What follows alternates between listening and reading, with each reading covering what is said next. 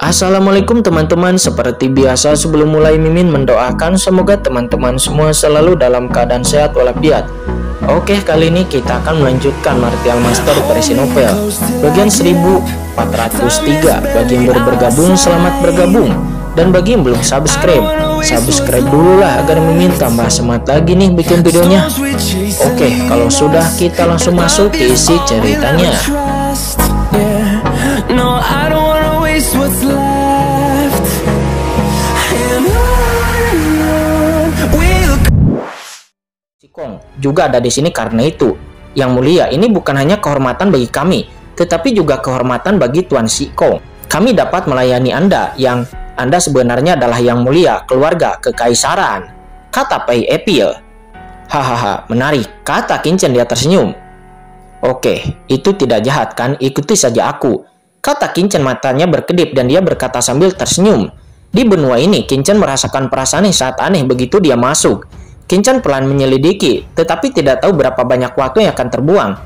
Namun sekarang seseorang datang ke pintu dan Qingchen tentu saja tidak akan menolaknya. Terima kasih yang mulia kaisar, kata Pei Epil. Dia berkata dengan penuh semangat. Kami juga ingin mengikuti yang mulia kaisar dan melayani Anda yang mulia kaisar, kata beberapa penjaga. Beberapa penjaga lainnya juga berkata dengan tergesa-gesa. Semuanya menantikan untuk melihat ke arah Qingchen. Kalian teruslah berpatroli karena beberapa kecelakaan telah terjadi kepada klan kami. Kalian tidak boleh melupakan tanggung jawab kalian, kata Qingchen. Dia berkata dengan tenang. Tiba-tiba mata para penjaga tersebut menunjukkan kekecewaan yang besar. Apa yang kalian lakukan masing-masing? Yang mulia kaisar telah mengeluarkan perintah. Mengapa Anda tidak segera mundur? Kata Pei Epil. Setelah melihat ini, Pei Epil segera melangkah maju dan memarahinya, seolah-olah dia membenci dan bahkan mengirim pesan. Sekelompok idiot, siapakah duta besar kaisar? Bagaimana dia bisa dengan mudah menerima penyerahan para bawahan seperti kalian? Kapten, saya juga memanfaatkan kesempatan penyamaran kunjungan pribadi atas utusan kaisar, agar kalian bisa mengikuti master di depan dan di belakang. Jangan bodoh dan patrolilah dengan baik, karena kapten ini telah menyerah kepada yang mulia kaisar. Itu berarti Anda semua adalah rakyat yang mulia. Apakah Anda bodoh? Kata Pei Epil. Dia wajahnya tidak jelek. Mengapa orang-orang ini begitu tidak bermoral? Beberapa penjaga pun juga langsung bereaksi. Menurutnya, kapten sepertinya saja itu sudah cukup untuk mengikuti yang mulia kaisar dan melayani yang mulia kaisar dengan baik. Ya, baik, yang mulia kaisar dan kapten, saya akan segera berpatroli. Beberapa penjaga itu segera memberi hormat, lalu kemudian berbalik dan pergi. Ingat, jangan beritahu siapapun tentang apa yang terjadi di sini, kecuali beberapa dari kita di sini. Jika identitas saya diketahui oleh orang lain sebelumnya, maka Anda akan tahu apa konsekuensinya, kata Qingchen yang merus dingin. Dan napas darah raja kegelapan yang tak terlihat diam-diam muncul dan menekannya. Merasakan itu, beberapa penjaga tersebut pun segera berlutut dan berkata dengan hormat. Jangan khawatir, yang mulia kaisar, kami tidak akan pernah berani menyebarkan pesan Anda secara sembarangan. Ya, itu bagus, silakan saja. Jika ada berita, ingatlah untuk memberitahu saya segera mungkin, kata Qingchen. Dia menjawab dengan tenang. Ya, baik. Beberapa penjaga itu tampak bersemangat dan berdiri satu demi satu. Ayo, pergi, kata Qingchen. Dia melirik Pei Epil dan segera mengikuti Qingchen. Dan keduanya langsung pergi dari sana. Melihat kedua orang itu pergi, penjaga yang tersisa menunjukkan kegembiraan di mata mereka. Aku tidak menyangka saudara-saudara kita akan benar-benar menyukai utusan kaisar kali ini. Ya, yang mulia kaisar memiliki aura yang sedemikian rupa, sehingga dia pastinya adalah anggota keluarga kerajaan dari klan kegelapan kita. Kita khawatir kita akan menjadi terkenal kali ini. Tetaplah low profile. Karena kunjungan pribadi dari utusan kaisar, maka kita harus seefektif mungkin. Jika kamu tidak melakukan tugasmu dengan baik, maka kita tidak boleh mengecewakan utusan kaisar. Ayo, pergi. Beberapa penjaga master kegelapan itu bersemangat dan pergi satu demi satu. Sementara di sisi lain, Qingchen membawa kapten penjaga Pei Epil dan terbang melintasi benua gelap yang tak terbatas, melakukan perjalanan melalui dunia asing yang luas ini, dan menghargai adat istiadat di dunia ini. Benua ini sangat misterius, sirkulasi hitam terbatas di langit menutupi kekuatan penjara iblis tak terbatas, menyebabkan kekuatan aturan yang sangat aneh beredar di benua yang luas ini. Kekuatan aturan semacam ini sangat aneh, seolah-olah itu gado-gado yang tercampur dengan kekuatan surga iblis dan juga aura kegelapan. Qingchen bahkan samar-samar merasakan kekuatan aturan yang mirip dengan alam surga. Ini merasa aneh. Mengapa ada benua aneh di penjara iblis yang tak terbatas ini? Qin-Chen memiliki Pei Epil di sampingnya. Qin-Chen ingin tahu jawabannya. Mungkin dia bisa belajar sesuatu dari Pei Epil. Melihat Qin-Chen menoleh ke arahnya, ekspresi Pei Epil langsung berubah menjadi hormat. Dia melayani Qin-Chen dengan hati-hati dan lalu berkata dengan hormat, "Tuan, apa perintah Anda?" Kata Pei Epil, dia tampak penuh hormat. Dia adalah orang yang hebat. Qin-Chen mengerutkan kening. "Ganti pakaianmu, itu terlalu jelas. Mengapa kamu memintaku mengunjungi dalam penyamaran?" kata Qin-Chen. "Yah, baik tuanku," kata Pei Epil. Dia menampar kepalanya dan seketika baju besi di tubuhnya menghilang. Jubah hitam seketika menutupi dirinya, membuat dirinya terlihat sedikit polos dan sederhana. "Wajahmu pasti tidak asing lagi. Banyak orang yang mengenalimu, bukan? Sangat jelas dan agak terlalu mencolok," kata Qin-Chen lagi. "Yah, baik, Tuan Kaisar. Mohon tunggu sebentar, saya akan segera mengubahnya," kata Pei Epil. Dia terkekeh, wajahnya berubah dan dia segera menjadi seperti budak tua, dikombinasikan dengan pakaiannya. Temperamen Pei Epil saat ini telah berubah seperti pelayan Qin-Chen. "Tuan, apakah Anda punya saran lain?" kata Pei Epil. Dia berkata dengan nada yang menyanjung, membuat Qin-Chen tidak bisa berkata-kata. Apakah ini masih ras kegelapan sesat di alam semesta? Ini benar-benar menyebalkan.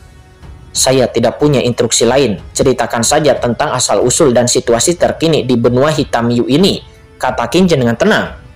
"Asal-usul benua Heiyu," kata Pei Epil. Dia terkejut. Qin-Chen lalu berkata dengan dingin, Apa kamu tidak mau?" kata Qin-Chen. Tidak. Saya hanya berpikir bahwa Anda, Tuan, seharusnya tahu lebih banyak daripada saya. Tetapi karena Anda ingin mendengarnya dari saya, Tuan, saya akan memberitahu Anda sekarang," kata Pei Epil. Tetapi hatinya bingung. Permintaan utusan kekaisaran ini, itu menurutnya terlalu aneh. Mungkinkah kaisar ini ingin menguji pemahamannya tentang benua hitam Yu ini dan juga kemampuannya dalam menganalisis strategi tingkat tinggi? Memikirkan hal ini, Pei Epil tiba-tiba menjadi energik. Segera dia pun menceritakan asal-muasal benua hitam Yu ini secara lengkap kepada Qin-Chen. Seperti yang dikatakan Pei Epil kepadanya, Qin-Chen menjadi semakin terkejut. Tidak hanya dia, tetapi juga Lord of the Abyss dan orang lainnya di dunia kacau juga menunjukkan ekspresi keterkejutan. Karena benua Heiyu ini atau disebut juga benua hitam Yu ini sebenarnya adalah jembatan yang khusus digunakan oleh klan kegelapan untuk menyerang dunia ini. Karena sifat khusus dari penjara iblis tak terbatas, ketika klan kegelapan memperoleh penjara iblis tak terbatas dari leluhur iblis abis, penjara itu segera menjadi tempat berkumpulnya klan kegelapan mereka. Namun, meskipun penjara iblis tak terbatas dapat menghalangi pengintaian asal-usul alam semesta, tetapi tetap tidak bisa membiarkan penguasa tertinggi klan kegelapan menyelinap masuk ke sini. Karena begitu aura teratas muncul, maka dunia alam semesta ini akan tetap merasakannya dan menekannya. Untuk menemukan cara untuk menyerang alam semesta ini, para anggota klan kegelapan memutar otak dan akhirnya menemukan metode seperti benua Heiyu ini. Yang disebut benua Heiyu atau benua hitam Yu ini itu adalah alam yang dibentuk oleh klan kegelapan menggunakan aturan klan kegelapan mereka yang ditambah aturan dunia iblis dan juga aturan lain di alam semesta ini. Di benua ini terdapat berbagai aturan dan yang harus dilakukan oleh klan kegelapan adalah menggunakan benua ini untuk mengintegrasikan diri mereka sepenuhnya ke dalam alam semesta ini. Karena dunia ini mengandung berbagai aturan, para anggota klan kegelapan yang memasuki dunia ini perlahan-lahan bisa menyadari kekuatan dunia ini. Walaupun secara teori, para klan kegelapan dari lautan kosmik tidak bisa memahami jalan surga di alam semesta ini. Namun jika mereka bertahan lama di alam semesta ini, maka seiring berjalannya waktu, tentu saja akan ada orang yang perlahan menyatu dengan dunia ini. Pada saat itu, para anggota klan kegelapan tidak akan takut lagi dengan penindasan aturan asli dunia ini. Mendengar semua ini, Qin-Chen tidak bisa membantu tetapi mengubah ekspresinya.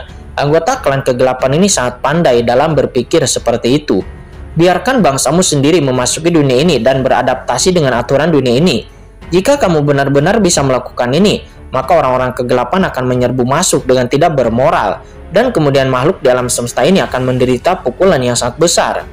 Qin-Chen merasakan berat di hatinya. Begitu mereka berhasil, maka mereka tidak akan punya banyak waktu untuk tersisa bagi umat manusia. Saya hanya tidak tahu seberapa jauh kemajuan orang-orang kegelapan ini. Di saat terbang, Qin-Chen biasanya Qin-Chen biasanya menanyakan situasi di sini. Namun untuk mencegah Pei Epil menjadi curiga, Kinchen tidak bisa langsung menanyakan beberapa pertanyaan, jadi Kinchen hanya memiliki sebagian pemahaman. Jika Anda ingin mengetahui situasi spesifik orang-orang kegelapan, maka Anda harus masuk jauh ke benua ini untuk memahaminya. Suara melesat, Kinchen terbang jauh dan segera sebuah kota kuno di kejauhan muncul di depan Kinchen. Ada banyak makhluk hidup di benua ini yang setara dengan dunia normal. Sosok Kinchen melintas dan langsung memasuki kota tersebut. Ketika memasuki kota, Kinchen benar-benar melihat kerumunan yang sangat ramai di sini. Makhluk yang tak terhitung jumlahnya berjalan dan tinggal di sini, dan itu sangat hidup. Ada ras dengan bentuk yang aneh, dan ada juga beberapa iblis yang memancarkan energi iblis yang mengerikan. Selain itu, iblis-iblis ini memiliki aura yang berbeda-beda, dan mereka tampaknya berasal dari berbagai ras di dunia iblis, bukan dari klan iblis abis saja. Klan iblis kematian, klan iblis darah, klan iblis roh, klan iblis tulang, dan klan iblis binatang. Sepanjang jalan, Lord of the Abyss tampak terkejut ketika melihat ras-ras yang tak terhitung jumlahnya. Kinchen juga mengubah warnanya. Dia melihat beberapa ras dengan sayap di punggungnya, yaitu klan sayap, dan beberapa ras dengan bercak darah di sekujur tubuhnya, yaitu klan darah. Selain itu, seperti klan raksasa yang sangat besar, yang semuanya berlumuran darah. Klan batu diselimuti oleh batu. Bahkan ada klan tulang yang seluruh tubuhnya terbuat dari tulang. Ada banyak monster dengan berbagai jenis dan bentuk yang aneh. Kinchen bahkan dapat melihat umat manusia yang ada di sini. Ada pejuang umat manusia yang berjalan di jalanan dan berbicara dengan orang dari ras lain. Yang lebih mengejutkan Kinchen adalah orang-orang di sini tidak memiliki permusuhan apapun dan tidak ada perbedaan antara manusia dan iblis. Namun tingkat kultivasi para pejuang di sini tidak tinggi dan banyak dari mereka bukanlah ahli yang mulia. Bahkan ada banyak yang merupakan ahli suci dan juga ahli surgawi. Boom, Kinchen kemudian melihat seorang prajurit iblis terbang keluar dari sebuah restoran di kejauhan dan lalu terjatuh dan keras di jalan. Dan saat berikutnya, seorang prajurit iblis bergegas keluar dan menginjaknya. Mengaum, monster itu meraung dan langsung berubah menjadi binatang buas dengan darah dan aura yang melonjak di sekitar tubuhnya. Ia mencoba melawan, tetapi sebelum dia bisa melawan, kilatan cahaya pedang melintas. Dan saat berikutnya, kepala monster itu langsung terpotong, darah tumpah ke seluruh lantai. Melihat itu, mata Kinchen menyusut. Ternyata ini adalah manusia, dan pada saat ini, pedang di tangan manusia itu langsung mengangkat kepala iblis tersebut. Saudara mau kue, ayo kita minum. Master manusia itu meletakkan tangannya di bahu iblis itu dan tertawa, dan keduanya memasuki restoran bersama. Ras manusia itu membantu ras monster untuk membunuh ras iblis. Ini seketika mengejutkan hati Kinchen. Bagaimana situasinya? Pai Epil mencibir. Seperti yang dilihat, Tuan Duta Besar, makhluk di alam semesta ini sebenarnya sangat jelek. Di dunia luar, mereka terbagi menjadi aliansi manusia dan aliansi iblis, saling bertarung. Tetapi selama mereka berubah dan pergi ke lingkungan baru, maka mereka tidak akan saling mengenal. Jika terjadi perselisihan antar musuh, mereka akan kehilangan kemampuan untuk membedakan antara teman dan musuh. Tentu saja, ini juga berkat metode keluarga kerajaan Anda, Yang Mulia Kaisar. Anda berpikir untuk membiarkan iblis menangkap semua ras di alam semesta ini, menghapus ingatan mereka, lalu berkembang biak selama ribuan tahun yang tak terhitung jumlahnya di sini, dan membiarkan mereka hidup bebas di sini, bertahan hidup di dunia dan saling melupakan dengan cara ini. Aura mereka akan terintegrasi sepenuhnya dengan benua kecil yang diciptakan oleh klan kami dan menjadi subjek percobaan kami, kata Pai Epil. Dia berkata dengan hormat kepada Kinchen. Apakah semua ras tersebut sebenarnya diambil dari seluruh ras yang ada di alam semesta? Kata Kinchen. Dia menyipitkan matanya dan masuk ke dalam restoran. Di restoran, Kinchen adalah tempat terbaik untuk mempelajari informasi dan tempat terbaik untuk mengetahui berita. Pai Epil terkejut, tetapi dia terus mengikuti Kinchen dengan cermat. Tuan, silahkan duduk. Tidak perlu, tetap di sini saja. Keduanya memasuki restoran. Pai Epil buru-buru menyambut Kinchen ke kamar pribadi di lantai 3. Tetapi Kinchen malah duduk di lobi di lantai 2. Di lobi sangat bising, meskipun keseluruhan restorannya tidak terlalu mewah, namun memiliki suasana tersendiri. Prajurit manusia dan sekelompok prajurit iblis duduk di sebuah meja, mengobrol satu sama lain, yang sangat meriah. Pelayan, cepat sajikan anggur yang enak. Pejuang manusia itu berteriak keras. Apa, penjaga toko, pelayanmu sudah mati, bagaimana kamu berbisnis di restoranmu? Tuan, mohon tenang, anggur akan segera disajikan. Penjaga toko itu menjelaskan bahwa setelah beberapa saat dia melihat seorang lelaki tua datang membawa sebotol anggur. Mata Kinchen menunjukkan keterkejutan, bahkan karena lelaki tua ini memiliki penampilan yang luar biasa. atau tingkat kultivasinya yang sangat tinggi. Tetapi lelaki ini sebenarnya adalah ras manusia. Dan dia memiliki kata dosa di antara alisnya. Dan tangan serta kakinya terikat oleh rantai ilahi. Seperti tahanan. Pria parubaya ini yang tidak terlihat terlalu tua, memiliki mata yang sangat cerah. Yang lebih mengejutkan Qin adalah dia ternyata adalah pria yang tingkat yang mulia. Ranah yang mulia mungkin tidak sekuat Qin dari ini, tetapi ahli yang mulia ini ternyata hanyalah seorang pelayan. Dan dia adalah seorang pelayan yang diikat dengan rantai besi. Hati Qin pun segera menegang. Hei, aku tidak menyangka ada penjahat dari ras manusia di restoran ini, kata Pei Epil. Dia berkata dengan tiba-tiba. Orang berdosa, kata Qin dia bertanya. Tetapi setelah pelayan keluar, tidak ada seorang pun di restoran yang terkejut sama sekali. Pada saat ini Qin mengerti bahwa identitas penjahat itu pasti dari benua Heiyu, hal yang diketahui oleh semua orang. Jika Anda bertanya secara acak, maka Anda pasti akan menemukan petunjuknya. Semuanya, ini anggurmu. Pria parubaya itu mengangkat toples anggur dan boom. Namun kepala iblis tiba-tiba meninju meledakkan toples anggur tersebut dan minuman yang tak terhitung jumlahnya langsung tumpah ke lantai. Jubah pria parubaya itu basah kuyup oleh air minum membuatnya sangat malu. Namun pria parubaya itu tetap tidak bergerak, membiarkan minuman itu menetes dari tubuhnya. Melihat itu Qin sedikit mengernyit. Penjaga toko, kenapa ada penjahat di sini? Teriak iblis itu sambil menampar meja. Sungguh sial, itu hanya merusak kesenangan kita. Penjaga toko, apa yang kamu lakukan? Biarkan orang-orang berdosa yang tidak menaati dewa ada di sini. Dan kamu, apakah kamu ingin mati ketika kami memakannya? Saya mendengar bahwa para penjahat ini berani melawan keagungan dewa. Jika Anda ingin saya melihat mereka, saya akan membunuh mereka semua. Tinggal di sini hanya akan menodai mata kita. Iblis-iblis lain juga berteriak dengan keras dengan pandangan jijik di mata mereka. Orang-orang berdosa, kata Qin dengan tenang menatap Pei Epil. Pertama, Qin sangat penasaran, dan kedua, Qin sengaja berbicara seperti ini untuk melihat bagaimana jawaban Pei Epil. Yang mulia Kaisar, Anda tidak tahu sesuatu. Ketika klan kami menyerbu alam semesta ini bersama dengan klan iblis, kami telah membunuh banyak manusia kuat dan juga menangkap beberapa dari manusia itu. Dan ini adalah keturunan dari manusia yang kuat itu. Banyak dari mereka merupakan keturunan ras manusia, telah melupakan apa yang terjadi di masa lalu berintegrasi ke dalam benua Heiyu ini, dan lalu menjadi makhluk yang dibesarkan oleh klan kegelapanku. Namun masih ada beberapa orang dari ras manusia yang telah tersihir dan telah mencoba bersaing dengan klan kegelapanku. Begitu seorang pria ditemukan, maka dia akan dicap sebagai penjahat. Kultivasinya akan dilarang, dan dia akan menjadi budak yang diintimidasi oleh semua ras di benua ini. Tuan Shi Kong juga yang baik hati dan ingin menggunakan para penjahat umat manusia ini untuk penelitian. Mungkin kita bisa membuat mereka tidak takut dengan penjelasan dunia ini. Kalau tidak, mereka semua pasti sudah lama terbunuh. Kata Pei Epil yang menjelaskan, wajahnya menyeringai menunjukkan ekspresi kejam. Menurutnya, para pendosa umat manusia ini tidak lebih dari paria dan semut. Di sisi lain, iblis-iblis itu nampak sangat marah. Li Peng, ini adalah orang-orang berdosa dari umat manusiamu, kata Master Iblis itu. Dia menatap umat manusia di sampingnya. Li Peng, meskipun kita memiliki hubungan yang baik, para pendosa adalah penghujatan kepada para dewa. Kamu harusnya tidak bersimpati dengan mereka, kan? Kata iblis yang bernama Mo Kui itu. Mo Kui, kamu dan aku adalah saudara. Apa kamu masih tidak tahu siapa aku? Boom, sebelum anggota klan iblis menyelesaikan kata-katanya, pemuda bernama Li Peng sudah keluar. Membentak, dia mengangkat tangan kanannya dan menampar pria parubaya itu, menyebabkan dia jatuh ke tanah dengan keras. Kemudian prajurit manusia itu tampak galak dan marah, lalu menginjak pria parubaya itu. Orang-orang berdosa, dia berteriak dan marah. Dengan suara berdentang, dia mencabut pedang dari pinggangnya dan mengangkatnya tinggi-tinggi. Kalian orang berdosa telah menghujat para dewa dan menyebabkan begitu banyak diskriminasi terhadap ras kami. Kalian tidak layak menjadi sebuah ras, kata Li Peng. Dia meraung. Tidak layak menjadi ras manusia. Pria parubaya itu mendongak dengan tatapan diam di matanya dan mencibir. Sungguh menyedihkan. Kalian semua tidak mengerti, kalianlah yang sebenarnya tidak pantas menjadi manusia. Sebagai manusia, kamu bersama-sama dengan iblis, itu sungguh memalukan.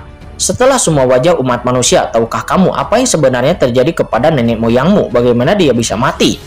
Kata pria parubaya itu. Dia berkata dengan dingin. Meskipun basis kultivasinya disegel, tetapi matanya sangat bangga dan menunjukkan kasih sayang. Leluhur apa? Kamu bicara omong kosong lagi di sini. Pergilah ke neraka, kata Li Peng itu. Dia meraung dengan marah dan menebas dengan pedangnya. Namun pada saat itu, di saat tebang akan menebas, tiba-tiba segelas anggur muncul dan mengenai pedang yang terangkat itu, dan lalu membuat pedang tersebut pun terbang menjauh. "Siapa itu?" kata Li Peng. Dia sangat marah dan tiba-tiba menoleh. Di saat yang sama, semua iblis dan ras-ras lain yang hadir di sana pun tiba-tiba menoleh. Dan itu adalah Qin Chen. "Tuanku," kata Pai Epil. Dia seketika memandang Qin Chen dengan kaget. Meskipun dia tidak mengerti mengapa Qin Chen menghentikan umat manusia itu untuk membunuh orang berdosa, tetapi dia dengan cepat menjadi tenang. Tidak peduli mengapa Kaisar melakukan ini, dia hanya perlu melayani orang dewasa dengan baik. Beraninya mengambil tindakan untuk orang yang bersalah, cari mati. Setelah melihat ini, beberapa iblis-iblis berdiri satu demi satu, berteriak dan marah dan mengambil tindakan, tiba-tiba menyerang Qin Chen. Terjadilah ledakan. Antara langit dan bumi, energi iblis yang mengepul tiba-tiba melonjak, dan kekuatan iblis yang tak terhitung jumlahnya tersapu, langsung berubah menjadi tirai langit, membungkus Qin Chen di dalamnya. Namun dia tidak menunggu serangan itu menimpa Qin Chen. Tiba-tiba Pai Epil mengangkat tangannya. Boom! Anggota klan iblis itu langsung terlempar ke belakang, dan mereka semua tergeletak di tanah sambil muntah darah. Adegan ini pun langsung membuat semua orang yang hadir tercengang. "Tuanku yang mulia Kaisar," kata Pai Epil. Dia memandang Qin Chen. "Bunuh mereka semua," kata Qin Chen. Dia berteriak dengan dingin. "Jangan ungkapkan identitasmu." "Ya, baik," kata Pai Epil. Dia mengangkat tangannya dan berdengung. Aliran cahaya hitam tiba-tiba muncul dan melesat ke arah pemimpin Raja Iblis tersebut. Melihat aliran cahaya hitam, ekspresi anggota klan iblis itu langsung berubah. Ekspresi keganasan melintas di mata pemimpinnya yang bernama Mo Kui itu, dan tangan kanannya tiba-tiba mengepal, dan saat berikutnya dia menghentakkan kaki kanannya dengan keras, dan seluruh tubuhnya terangkat ke langit. Saat dia mendekati jatuhnya cahaya hitam, dia tiba-tiba melayangkan pukulan dan meledak. Di saat pukulan itu keluar, kekosongan di sekitarnya mendidih.